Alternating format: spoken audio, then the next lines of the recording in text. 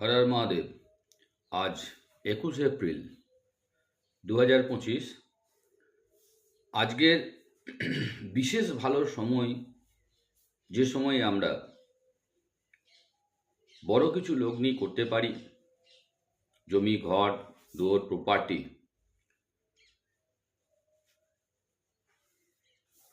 বা গাড়ি, বাড়ি ইত্যাদি সম্পত্তি ক্রয় করতে পারি।